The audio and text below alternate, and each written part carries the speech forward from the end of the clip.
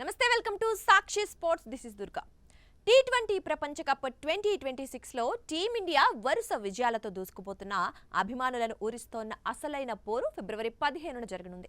కొలంబో వేదికగా చిరకాల ప్రత్యర్థి పాకిస్తాన్తో తలపడేందుకు టీమిండియా సిద్ధమవుతోంది. అయితే ఈ హై వోల్టేజ్ మ్యాచ్కు ముందు team India opener Abhishek Sharma fitness పై సస్పెన్స్ కొనసాగుతోంది.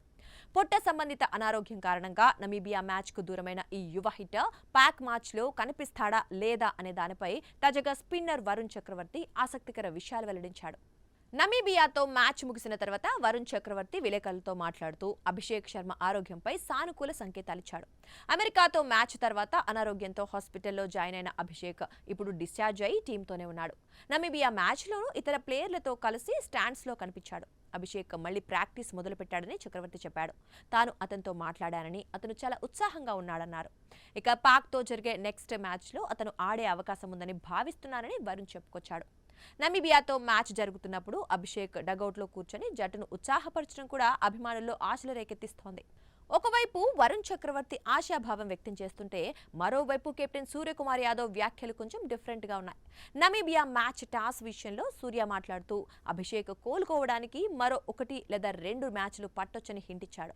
ఒకవేళ పాక్ మ్యాచ్ సమయానికి అభిషేక్ 100% ఫిట్నెస్ సాధించకపోతే అతని స్థానంలో ఇషాన్ కిషన్ ఓపెనర్గా కొనసాగే అవకాశం ఉంది. కొలంబో చేరుకున్న తర్వాత ఫిబ్రవరి 14న జరిగే తుది ప్రాక్టీస్ సెషన్ను బట్టి అభిషేక్ భవితవ్యం తేలనుంది. ఇక భారత్ పాక్ రెండు కూడా గ్రూప్ స్టేజ్ లో తమ తొలి 2 మ్యాచ్ల్లో విజయం సాధించి 4 పాయింట్లతో జోరు మీదున్నాయి.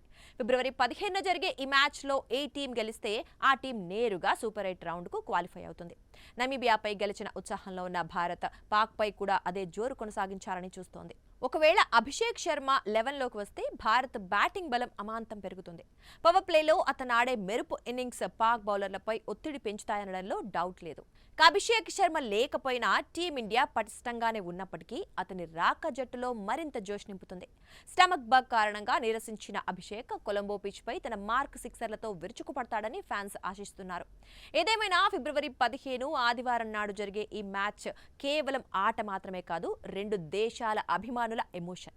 మరి ఈ పోరులో సూర్యాసేన పాక్ను చిత్తు చేస్తుందో లేదో చూడాలి. సాక్షి టీవీ ప్రసారాలను నిలిపివేయడం చట్టరీత్యా నేరం. సాక్షి టీవీ ప్రసారాల కోసం మీ స్థానిక కేబుల్ ఆపరేటర్ని వెంటనే సంప్రదించండి. డిటిహెచ్లో, ఇంటర్నెట్లో కూడా సాక్షి టీవీ ప్రసారాలను వీక్షించవచ్చు.